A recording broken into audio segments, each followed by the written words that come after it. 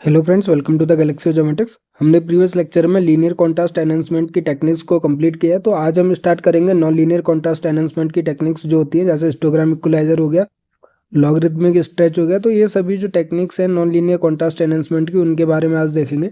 तो सबसे पहले इसके थ्योरी पार्ट को देख लेते हैं और फिर हिस्टोग्राम इक्वलाइजेशन कैसे करते हैं वो टेबुलर फॉर्म में, और क्या इसका फ़र्क पड़ता है वो चीज़ भी हम देखेंगे। ठीक है, तो नॉन लीनियर कॉन्ट्रास्ट एनहांसमेंट क्या है कि ये non linear stretch expends one portion of grey scale while compressing other portions.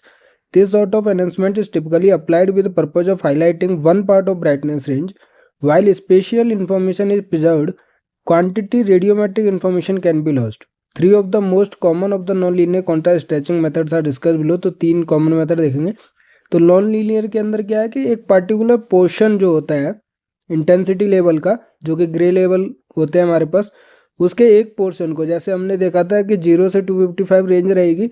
ठीक है, तो उसके बीच में कुछ रेंज ऑफ वैल्यू जो है वो डिजिटल नंबर या फिर पिक्सल वैल्यूज हमारे पास असाइन की जाती हैं। तो उसमें से भी एक पर्टिकुलर रेंज को अगर हम उसको हाईलाइट करना चाहते हैं, ठीक है, मान लीजिए 60 टू 190 के बीच में, अगर हम मान लीजिए कि 80 टू 100 वाले पोर्शन को हाईलाइट करना चाहते हैं, ठीक है, तो इसके अंदर हम इसको तो इंक्रीज कर देंगे, एक्सपेंड कर देंगे, लेकिन जो बाकी के रेंज लेवल है हमारे पास इमेज के अंदर अवेलेबल है उसको हम कंप्रेस करते हैं नॉन लीनियर कॉन्ट्रास्ट एनहांसमेंट के अंदर। ठीक है, इसमें हम देख सकते हैं कि स्पेशल इन्फॉर्मेशन जो होती है वो सारी की सारी प्रिजर्व की जाती है, मतलब जो कवरेज रहता है हमारे पास वो सारी चीज़ें दिखाई देती है, लेकिन क्वांटिटेटिव जो रेडियोमेट्रिक इन्फॉर्मेशन रहती है, मतलब जो ग्रे लेवल्स होते हैं वो लॉस्ट हो सकते हैं, बट स्पेशल इन्फॉर्मेशन वहाँ पर लॉस नहीं होती है। ठीक है, तो सबसे पहले हम हिस्टोग्राम इक्वलाइजेशन टेक्निक देखते हैं कि histogram equalisation is one of the most useful forms of non linear contrast enhancement.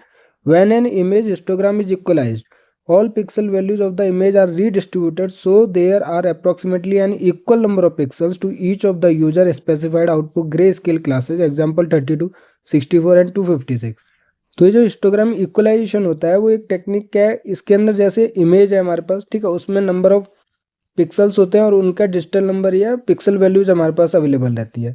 तो किसी को 0 असाइन है, किसी को 50 असाइन है, किसी को 32, मतलब जो भी बिट की इमेज रहेगी उसके हिसाब से, उसके ग्रे लेवल के हिसाब से, इंटेंसिटी के बेसिस पे इनको पिक्सल वैल्यू असाइन की जाती है। ठीक है, तो इसमें जो भी पिक्सल वैल्यूज होती हैं, अब नंबर ऑफ पिक्सल वैल्यू जैसे यहाँ पे ये भी 0 है, तो टोटल आप देख सकते हो कि एक इक्वलाइजेशन या हिस्टोग्राम बनाया हमने कि 0 वैल्यूज वाले कितने नंबर ऑफ वैल्यूज हैं या नंबर ऑफ पिक्सल्स हैं। ठीक है, फिर हमारे पास 0 से लेके 50 हो गया, 100 हो गया, जितनी भी रेंज रहेगी 250, तो उसके पास कितने नंबर ऑफ वैल्यूज है हमारे पास, मतलब नंबर ऑफ पिक्सल्स कितनी है, उसके हिसाब से ओरिजिनल वाला हो गया। जब हम इक्वलाइजेशन करते हैं हिस्टोग्राम का, तो उन सभी वैल्यूज को जब हम कॉन्ट्रास्ट एनहांसमेंट करते हैं तो different new pixel value assign की जाती है। उससे क्या हमारे पास नंबर ऑफ पिक्सल जो वैल्यूज होते हैं, नंबर ऑफ पिक्सल्स भी चेंज हो जाते हैं। तो अभी जब हम फिगर और टेबुलर फॉर्म में जो हमारे पास कॉन्सेप्ट है इसका, वो भी हम फिगर के अंदर देखेंगे तो आपको पूरा क्लियर हो जाएगा। बट मैं बता रहा हूँ कि जैसे ये ओरिजिनल हो गया, इसका क्या है, अब जैसे यहाँ पे 50 नंबर ऑफ 0 वैल्यूज की पिक्सल है हमारे पास। ठीक है, तो फिर जब हम इसको कॉन्ट्रास्ट एनहांसमेंट करते हैं, नई पिक्सल वैल्यू असाइन करते हैं, तो हो सकता है कि ये 50 की जगह 70 हो जाए या फिर 30 रह जाए।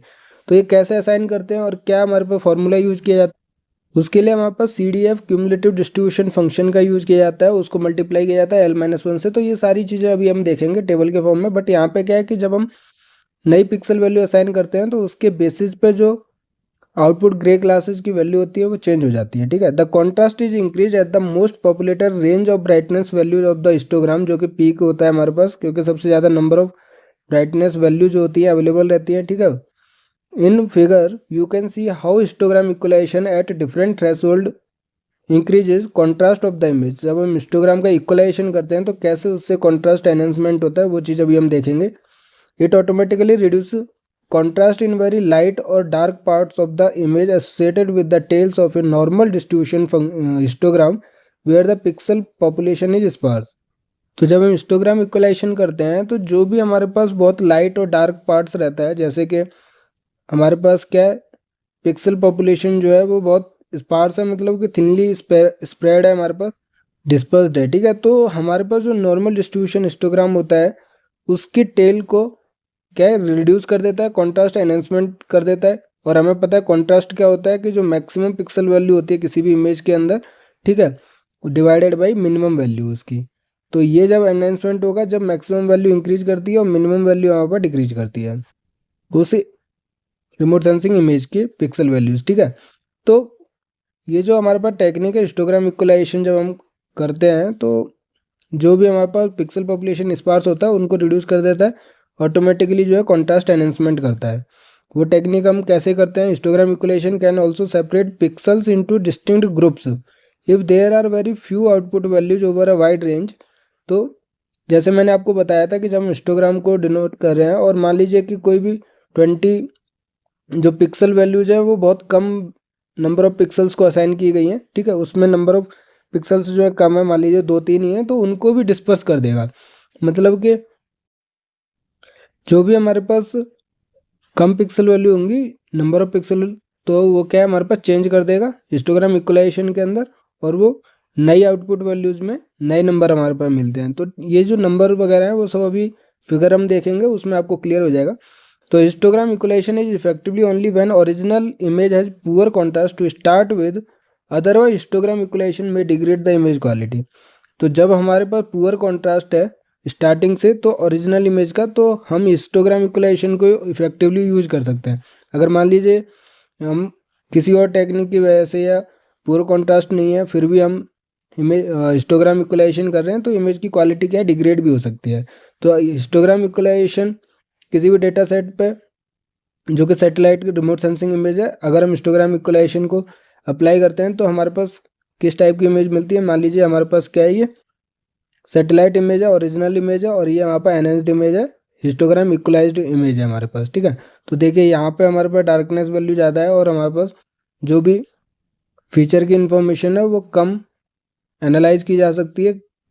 जब हम हिस्टोग्राम इक्वलाइज्ड करते हैं इसको तो कॉन्ट्रास्ट एनहेंसमेंट होता है और हमारे पास विजिबिलिटी भी इंक्रीज हो जाती है।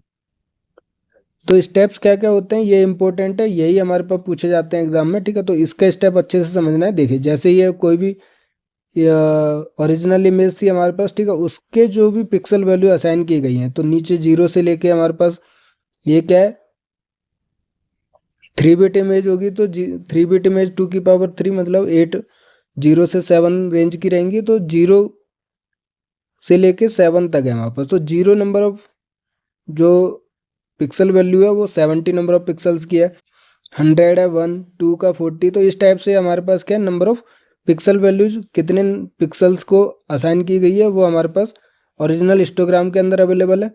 जैसे 4 दे सकते हैं, किसी भी नंबर ऑफ पिक्सल में असाइन नहीं की गई है, ठीक है, 0 है। तो ये चीज़ हमारे पास टेबुलर फॉर्म में हो गई। ग्रे लेवल हो गया हमारे पास 0 से 7, ठीक है, 0 1 2 3 4 5 6 4 का हम देख सकते हैं 0 वैल्यू असाइन है। तो एन के हमारे पास क्या है नंबर ऑफ पिक्सल्स कितनी है वहाँ पर इस ग्रे लेवल पे, तो 70 100 40 60 0 80 10 40 हो गया हमारे पास। तो टोटल नंबर ऑफ पिक्सल्स 400 है, ठीक है। अब यहाँ से ये चीज़ तो हमारे पास डेटा गिवन रहेगा। इसके बाद अगर हमें हिस्टोग्राम इक्वलाइजेशन करना है तो कैसे करते हैं वो चीज़ देख लीजिए कि सबसे पहले आपको PDF निकालना पड़ेगा जो कि एन के अपन में एन होता है। तो ये जो प्रोबेबिलिटी डिस्ट्रीब्यूशन फंक्शन होता है एन के मतलब 70 हो गया divided by total number of value, जैसे एन 400 हो गया तो 70/400 कितना हो गया 0.175। सिमिलरली हमारे पास क्या है 100 अपन में 400 करेंगे, फिर 40 अपन में 400 करेंगे, ठीक है। तो एन के अपन में एन हम नेक्स्ट कॉलम के अंदर कैलकुलेट करते हैं, फिर CDF कैलकुलेट करते हैं, क्यूमुलेटिव डिस्ट्रीब्यूशन फंक्शन। तो जब ये क्यूमुलेटिव कैसे हम कैलकुलेट करते हैं, ऐसे 0.175 तो 0.175 रह गया, फिर नेक्स्ट में वहाँ पर ये दोनों ऐड ऑन होंगे। तो या तो फिर आप क्या कीजिए कि 0.75 जो CDF है इन दोनों को ऐड कीजिए तो 0.425 आ गया, फिर 0.425 प्लस का 0.1 ऐड करेंगे 0.525, फिर नेक्स्ट में हम 0.15 ऐड करेंगे, फिर नेक्स्ट में 0 रहेगा 0.675, ठीक है, फिर इसमें हम नेक्स्ट 0.2 ऐड करेंगे, तो लास्ट में हमारे पास 1 तक हो जाएगा क्यूमुलेटिव डिस्ट्रीब्यूशन फंक्शन। फिर हमारे पास नेक्स्ट कॉलम में हम मल्टीप्लाई करते हैं L-1 से। L हमारे पास क्या है जैसे 2 की पावर 3 कितना हो गया 8 हो गया L, ठीक है, नंबर ऑफ ग्रे लेवल्स जिसकी रेंज हमारे पास 0 to 7 है लेकिन नंबर ऑफ ग्रे लेवल्स हमारे पास 8 है, ठीक है। तो L की वैल्यू 8 -1 मतलब 7, तो CDF इंटू 7, इसको 7 से मल्टीप्लाई जितनी भी वैल्यूज हैं, ठीक है, तो 7 से मल्टीप्लाई करके ये वैल्यू आ गई। तो राउंडिंग ऑफ करेंगे जो कि हमारे पास न्यू ग्रे लेवल रहेंगे, ग्रे लेवल पहले 0 1 2 3 4 5 6 7 था और एन के की वैल्यू यहाँ पास ये अवेलेबल थी। तो न्यू ग्रे लेवल क्या आ जाएंगे, इनको जब हम राउंड ऑफ करेंगे जैसे 1.22 तो 1, 2.97 3 हो जाएगा, ये 4 हो जाएगा, ये 5 हो जाएगा, ये भी 5 हो जाएगा, ये 6 हो जाएगा, ये 6 हो जाएगा और ये 7 हो गया हमारे पास। तो ठीक है, तो ये तरीका होता है हमारे पास, आपको ये चीज़ कैलकुलेट करनी पड़ेगी हिस्टोग्राम इक्वलाइजेशन के लिए। तो इसका फ़ायदा क्या हुआ, एक तो हमारे पास ये हो गया ओल्ड ग्रे लेवल 0 से लेकर 7 तक, जिसके एन के नंबर ऑफ पिक्सल वैल्यू कितनी थी वो हम देख सकते हैं 70 से 140, ठीक है। 4 पे हमारे पास 0 था। अब हमारे पास जो नए ग्रे लेवल आए वो हमारे पास 1 3 4 5 5 6 6 7 हो गया, ठीक है। तो अब इनको कैलकुलेट करने के लिए न्यू जो नंबर ऑफ पिक्सल्स हैं वो कैसे कैलकुलेट होंगी, 1 का 1 है 70 हो गया, 100 3 के लिए, ठीक है, 4 के लिए 40 हो गया जो कि पहले 0 था, अब 4 को कितना असाइन हो गया हमारे पास 40। ये क्या है, जब हम इससे हिस्टोग्राम इक्वेशन के बाद चेंज होने के बाद अभी हम कंपैरिजन देखेंगे, पहले टेबलर फॉर्म में देख लेते हैं। तो यहाँ से जो चीज़ आई, जैसे यहाँ पे क्या है 4 के रेस्पेक्ट में कितना है 40 है, जो कि पहले 2 था ओल्ड ग्रे लेवल, लेकिन अब न्यू ग्रे लेवल कितना है 4 है, जो कि नंबर ऑफ पिक्सल्स न्यू वाले कितने हो जाएंगे 40 हो जाएंगे। अब देखिए इन दोनों के लिए कितना आया था हमारे पास 5 आया था, तो ये दोनों ऐड ऑन हो जाएंगे, 60 + 0 60 हो गया। तो ये 5 के लिए न्यू ग्रे लेवल के नंबर ऑफ पिक्सल 60 हो गए। सिमिलरली अगर हम देखते हैं न्यू ग्रे लेवल 6 के लिए हमारे पास 80 और 10 है, क्योंकि दोनों के लिए 6 6 आ रहा है, तो 80 + 10 90 हो गया। 7 के लिए 40। अब इन दोनों को प्लॉट कर दीजिए, 0 से लेके 70 तक। 0 में हमारे पास कोई भी पिक्सल वैल्यू नहीं है न्यू ग्रे लेवल में, तो यहाँ पे कोई भी नहीं शो करेंगे हम, ठीक है। फिर 1 के लिए हमारे पास कितना है 70 है, 1 के लिए 70 हो गया। 2 के लिए हमारे पास कोई है नहीं न्यू ग्रे लेवल, तो 0 हो गया। अब 4 के लिए हमारे पास ऐसा 40 है, जो कि पहले 0 था। तो ये हमारे पास न्यू हिस्टोग्राम इक्वलाइजेशन करने के बाद जो न्यू ग्रे लेवल और न्यू नंबर ऑफ पिक्सल्स आते हैं वो चीज़ हमने कैलकुलेट की। इसके बेसिस पे हमारे पास क्या है, न्यू जो एनहेंस्ड इमेज मिलेगी वो ये वाली इमेज मिलेगी आपको, ठीक है। तो ये क्या एक तरीका है एनहेंस्ड करने का, हिस्टोग्राम इक्वलाइजेशन टेक्निक का यूज करने का। तो आपको ये टेबल आपको याद रखनी है, ठीक है। इसके बेसिस पे कैसे हम इसको कैलकुलेट करते हैं वो चीज़ सिंपल है, ठीक है, क्योंकि इसको तो हम इजीली प्लॉट कर सकते हैं, बट आपको ये चीज़ कैलकुलेट करनी है। सबसे पहले PDF और फिर CDF, उसको L-1 से मल्टीप्लाई करना है, राउंड ऑफ करना है, और नई हमारे पास नंबर ऑफ पिक्सल्स कितने रहेंगे वो NK की वैल्यू कैलकुलेट करनी है, ठीक है। सिंपल है, कोई दिक्कत नहीं है, बस आपको टेबलर फॉर्म में उसको कैलकुलेट करना है, ठीक है। तो जैसे हमारे पास क्या है, नॉर्मल इमेज है, ओरिजिनल इमेज है, जिसका हिस्टोग्राम पहले ऐसे था, ग्रे लेवल्स के बेसिस पे नंबर ऑफ पिक्सल्स कितने थे, ठीक है। अब हमने क्या है, हिस्टोग्राम इक्वलाइज्ड इमेज ऐसी मिलेगी जब हम इक्वलाइजेशन कर देंगे, न्यू ग्रे लेवल्स रहेंगे और हमारे पास न्यू वैल्यूज़ रहेंगी। ये देखिए हमारे पास 3000 रेंज तक है, यहाँ पे आपका रेंज 5000 तक जा रहा है, तो हम देख सकते हैं ये ज़्यादा इम्प्रूव्ड क्वालिटी की इमेज है, ठीक है। तो हिस्टोग्राम इक्वलाइजेशन कॉन्ट्रास्ट एनहेंसमेंट के लिए यूज़ किया जाता है, जो कि नॉन लीनियर कॉन्ट्रास्ट एनहेंसमेंट की टेक्निक है। तो हमने हिस्टोग्राम इक्वलाइजेशन देखा, कोई भी डाउट है तो आप हमें कमेंट कर सकते हैं, व्हाट्सएप और टेलीग्राम चैनल पर भी मैसेज कर सकते हैं, ठीक है। तो दूसरी टेक्निक देखते हैं हम, लॉगरिथम स्ट्रेच है, बट हमारे पास जो इंपॉर्टेंट था वो हिस्टोग्राम इक्वलाइजेशन था, उससे ज़्यादा क्वेश्चन बनते हैं। अभी हम लॉगरिथमिक स्ट्रेच देख लेते हैं। तो लॉगरिथमिक और square root stretch compresses the higher brightness value within an image and disproportionately expands the darker values. It is applied by taking the log or square root of original brightness values. Logarithmic approach stretches digital number values in darker part of histogram, whereas inverse logarithmic approach stretches digital number values in brighter part. तो ये चीज़ आपको याद रखनी है कि logarithmic और square root जो stretch हम करते हैं वो क्या डार्कर साइड, मतलब कि ब्लैक पोर्शन हमारे पास इंक्रीज होता है जब हम लॉगरिथमिक स्ट्रेच करते हैं। वहीं अगर हम इन्वर्स लॉगरिथमिक स्ट्रेच करते हैं तो ब्राइटर पार्ट क्या है हमारे पास स्ट्रेच किया जाता है। तो जो आउटपुट इमेज रहती है वो ब्राइटर हमारे पास मिलती है, लेकिन लॉगरिथमिक अप्रोच या स्ट्रेच हम यूज करते हैं तो डार्कर पोर्शन या फिर डार्कर पार्ट स्ट्रेच किया जाता है, इसलिए हमारे पास डार्कर आउटपुट इमेज मिलती है। तो अब हमारे पास लीनियर और लॉगरिथमिक स्ट्रेच में क्या डिफरेंस होता है, क्योंकि इसका थ्योरी पार्ट इंपॉर्टेंट है, इससे क्वेश्चन थ्योरी पार्ट में बनता है, वो चीज़ आप ध्यान रखना है, जैसे ये इंपॉर्टेंट है, ठीक है, जो अभी हमने डिस्कस किया है। उसके बाद फिगर 12 में हम देख सकते हैं लीनियर और लॉगरिथमिक स्ट्रेच में क्या डिफरेंस होता है। तो ये जो फिगर है हमारे पास, ये हमारे पास लीनियर स्ट्रेच है, जो हमने प्रीवियस टेक्निक्स पढ़ी थी प्रीवियस लेक्चर्स के अंदर।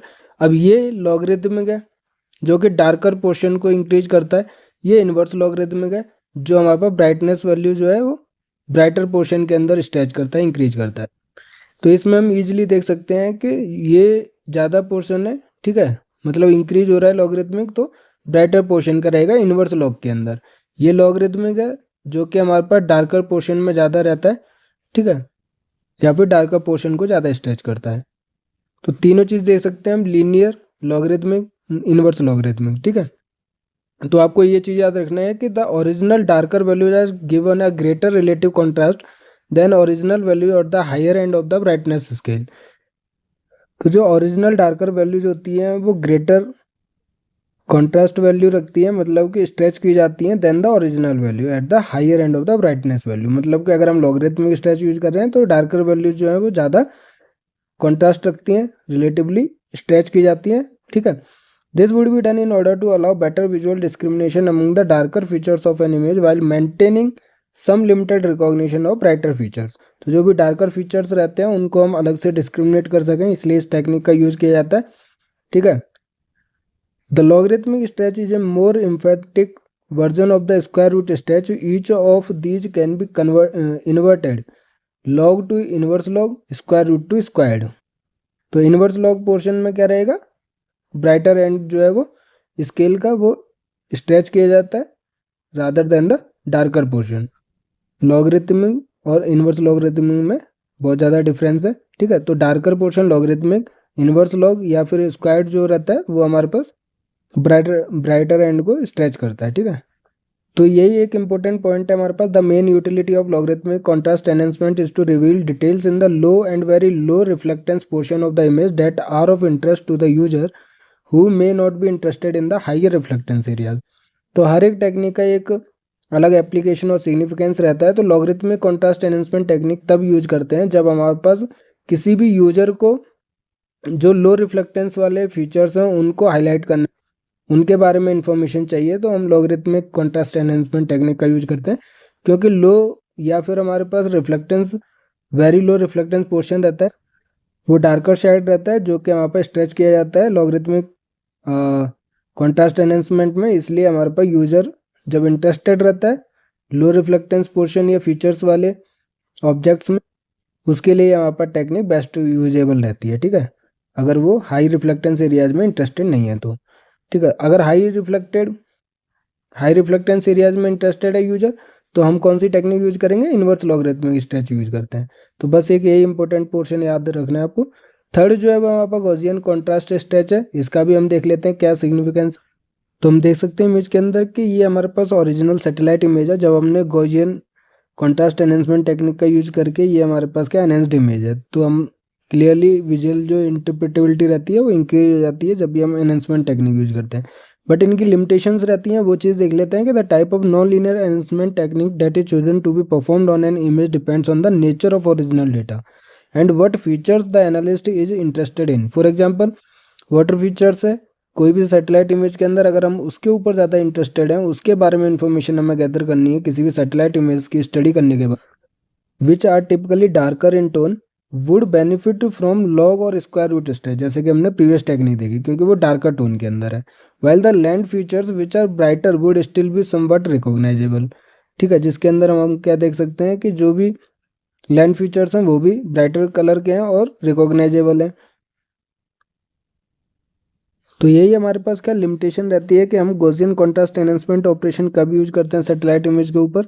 अगर डार्कर पोर्शन में एनालिस्ट जो है इंटरेस्टेड है तो हम स्क्वायर और लॉग स्क्वायर रूट वाली टेक्निक यूज करेंगे जो सेकंड नंबर थी। अगर लैंड फीचर्स के बारे में हमारे पास इन्फॉर्मेशन चाहिए जो कि थोड़ी बहुत ब्राइटर होती है, ठीक है, उसके बारे में अगर हमें इन्फॉर्मेशन चाहिए तो जो कि रिकॉग्नाइजेबल रहता है, तो नॉन लीनियर जो टेक्निक है ये गॉसियन कॉन्ट्रास्ट एनहांसमेंट ऑपरेशन, उसको हम यूज करेंगे।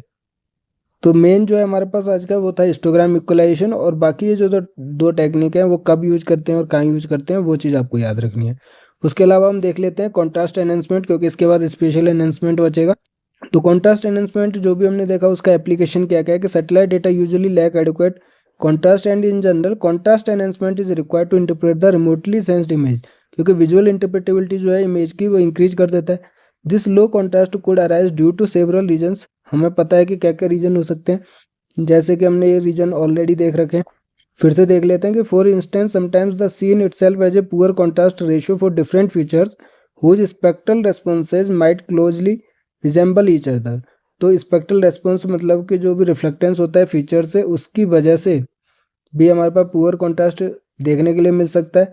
उसके अलावा atmospheric scattering may also decrease the image contrast, ठीक है, especially in the shorter wavelength region, क्योंकि वो क्लाउड्स वगैरह से पार नहीं हो पाता है, ठीक है, पास थ्रू नहीं हो पाता है, वो एब्जॉर्ब हो जाता है, स्कैटर हो जाता है, तो जो रिफ्लेक्टेंस होता है इंटेंसिटी वो कम पहुंच पाती है, ठीक है। तो शॉर्टर वेवलेंथ रीजन जो है वो ज़्यादा इफेक्ट होता है। ये चीज़ हमने रिमोट सेंसिंग लेक्चर सीरीज के अंदर ऑलरेडी पढ़ी हुई है। In addition the sensitivity of the remote sensing instrument might be low leading to poor contrast of the image. और सेंसर की वजह से भी होता है, जो भी हमारे पास इंस्ट्रूमेंट्स रहते हैं उनके फीचर्स की वजह से भी हम देख सकते हैं कि लो कॉन्ट्रास्ट या पुअर कॉन्ट्रास्ट देखने के लिए मिलता है। तो contrast enhancement is a type of image enhancement which is used to highlight or enhance certain features of interest in the image to make the image better interpretability.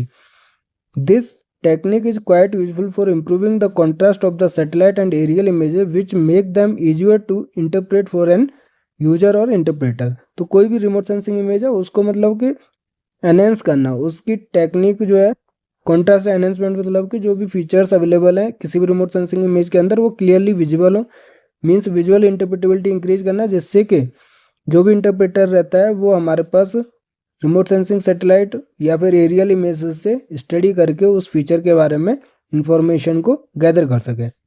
It is also important to note that an enhancement technique might not be suitable for all image and their applications and therefore one has to chosen an appropriate enhancement technique based on the imaging sensor type and the application. तो हर एक image के लिए हम हर एक technique का use नहीं कर सकते, वो स्पेसिफिक पर्पज़ के लिए कौन सी टेक्निक और कौन सी इमेज या फिर कौन से फीचर को हम हाईलाइट करना चाहते हैं, कौन से फीचर में यूज़र इंटरेस्टेड है, उसके बेसिस पे हम टेक्निक का चूज करते हैं और उसको अप्लाई करके हम एनहेंसमेंट करते हैं, ठीक है। तो image histograms helps in the decision for the proper choice of contrast enhancement techniques. Image histogram से हमें पता चलता है कौन सी टेक्निक का यूज करना है। For instance one might would like to enhance only the lower part of the histogram, so accordingly piecewise linear contrast stretch might be used. अगर मान लीजिए हमारे पास लोअर पोर्शन जो है हिस्टोग्राम का उसको एनहेंस करना है तो हम कौन सी टेक्निक यूज करेंगे, piecewise linear contrast stretch जो हमने पढ़ी थी प्रीवियस लेक्चर में, उस टेक्निक का यूज करेंगे, ठीक है, क्योंकि लीनियर कॉन्ट्रास्ट एनहेंसमेंट टेक्निक है। On the other end in order to have a uniform contrast enhancement one may opt for histogram equalisation.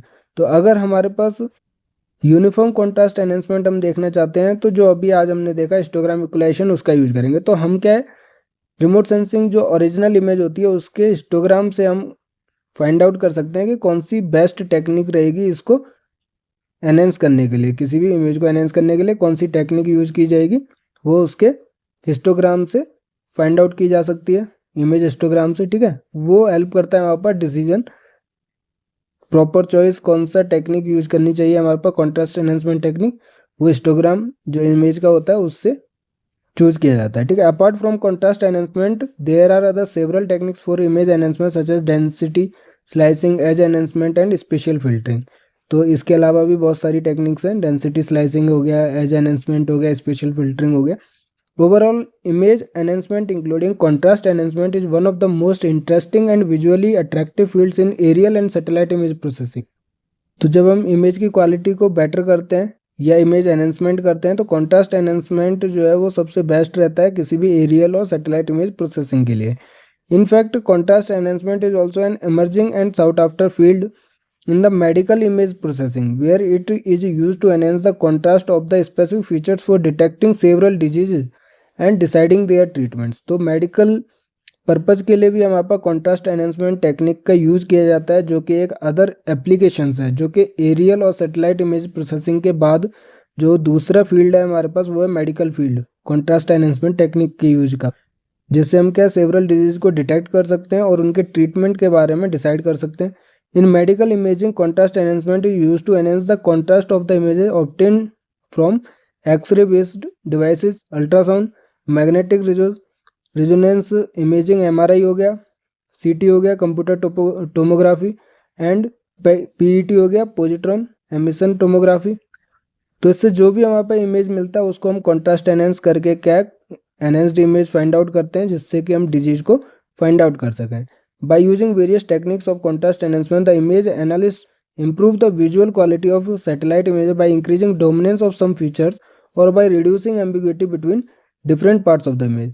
तो ये चीज़ हमें पता है कि कॉन्ट्रास्ट एनहेंसमेंट मतलब कि हम किसी पर्टिकुलर फीचर या रेंज ऑफ वेवलेंथ को इंक्रीज करते हैं और बाकी जो रेंज ऑफ वेवलेंथ होती है उनको हम रिड्यूस करते हैं, जिससे कि पर्टिकुलर फीचर जिसके बारे में यूज़र इंटरेस्टेड है इन्फॉर्मेशन गैदर करने के लिए वो क्लियरली विजिबल हो और जो भी इमेज है हमारे पास विजुअल इंटरप्रेटेबिलिटी इंक्रीज हो सके। ठीक है, इमेज को एनहेंस करने के लिए हमारे पास कॉन्ट्रास्ट एनहेंसमेंट टेक्निक का यूज किया जाता है। तो इम्पोर्टेंट एप्लीकेशन है कि इसका हम मेडिकल ट्रीटमेंट या मेडिकल पर्पज़ के लिए भी कॉन्ट्रास्ट एनहेंसमेंट यूज किया जाता है अदर देन द सैटेलाइट और एरियल इमेजेस को एनहेंस करने के लिए। तो ये एप्लीकेशंस थी हमारे पास। जो आज का सबसे इम्पोर्टेंट टॉपिक था वो था हमारे पास हिस्टोग्राम इक्वलाइजेशन के स्टेप्स कैसे हम इसको करते हैं। तो कोई भी डाउट है इसमें तो आप हमें कमेंट कर सकते हैं या फिर हमारे व्हाट्सएप और टेलीग्राम चैनल पर जुड़ सकते हैं, जिसका लिंक जो है वीडियो के डिस्क्रिप्शन में मिल जाएगा। तो अपनी गेट ज्योमेट्रिक्स की तैयारी ज्योमेट्रिक्स गैलेक्सी के साथ करते रहिए। Thank you.